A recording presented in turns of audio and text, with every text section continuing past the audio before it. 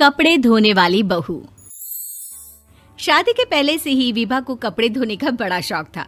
कभी नल के नीचे तो कभी तालाब के पास। अरे मेरी नीली वाली लुंगी नहीं दिख रही है।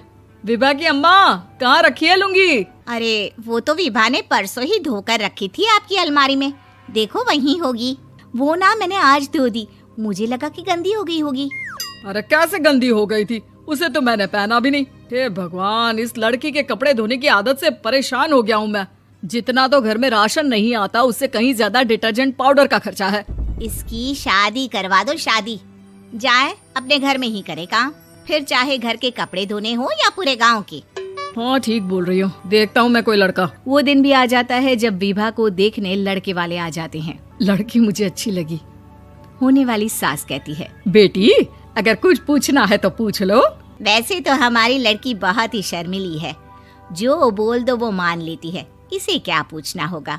अरे कैसी बात कर रही हो माँ, मुझे इन लोगों के घर रहना है, सवाल तो कई है। हाँ हाँ बेटा, पूछ लो ना, क्या पूछना है।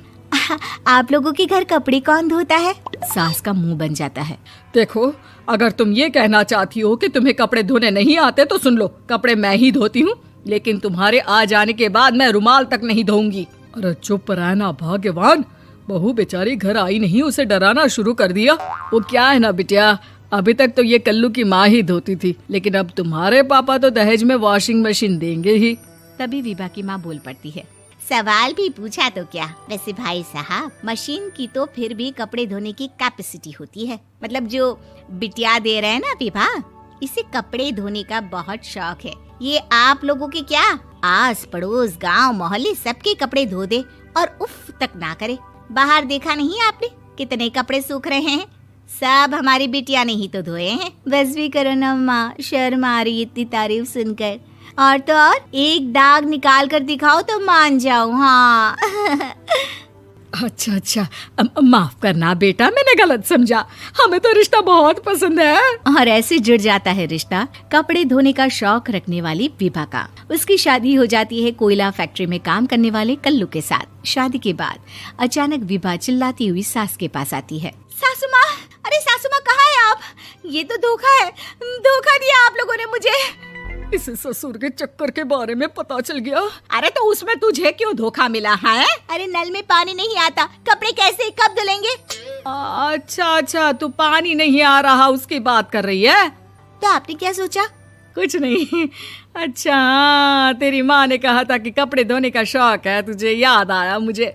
शौक बोलकर कपड़े धोने वाले मेरे जुनून को कम ना आके सासू माँ, कपड़ा धोना मेरा गुरूर है।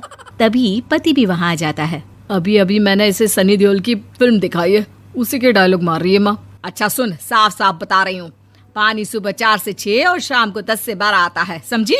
विभा टाइमिंग सुनकर हैरान हो जाती है। ये क्या भूतों का मोहल्ला है?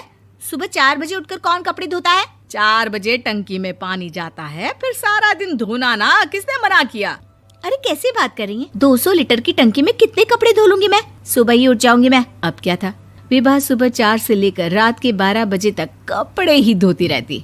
एक रोज सास पड़ोस से निकलकर कहीं जा रही होती है कि साथ वाली कहती है, हाँ कल्लू की माँ, जरा ये बताओ कि 2 साड़ी है, 2 ब्लाउज और एक पेटीकोट और एक नाड़े वाला लंबा कच्छा। हाँ तो? अरे तो क्या, कितना लोगी धुलाई ये बताओ। धोबन दिख रहे हैं हम क्या? हमारे पति सरकारी नौकरी से अभी रिटायर हुए हैं और बेटा सुपरवाइजर है कोयला फैक्ट्री में। धोबन समझ रखा है हमें?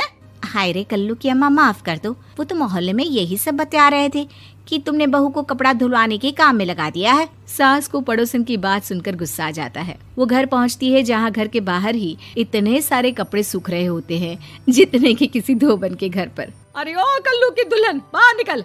माँ जी यहीं आ जाओ, बाथरूम में चादर धो रहे हैं हम। अरे अभी हम धोते हैं, तुमको बाहर निकलो। ये आस पड़ोस वाले बोल रहे हैं कि हम बहू से कपड़े धुलवा कर उसे कपड़ा धोने वाली बना दिए हैं। अरे छोड़ो ना माँ जी, किन लोगों की बातों में आती हो? आस पास के लोगों का तो काम ही होता है कि वो किसी तरह सास बहू को लड़ा दे। बहू सारे घर के कपड़े धोती है, ये क्या कम है? बोलिए। सास को भी लग जाता है कि वो बहू का ये सनकीपन नहीं छुड़वा सकती, इससे अच्छा है कि खुद ही चुप हो जाए।